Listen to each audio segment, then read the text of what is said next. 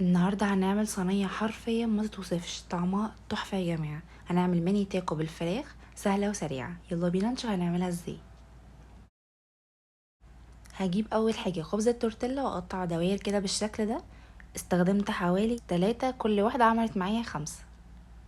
وعشان نعمل الفراخ هنحتاج معلقة كبيرة من الزبدة، واحط عليها بصلاية مقطعة مكعبات صغيرة، واقلبهم شوية على النار لمدة دقيقتين كده. بعد كده هضيف عليهم قطع فراخ متقطعة مكعبات صغيرة.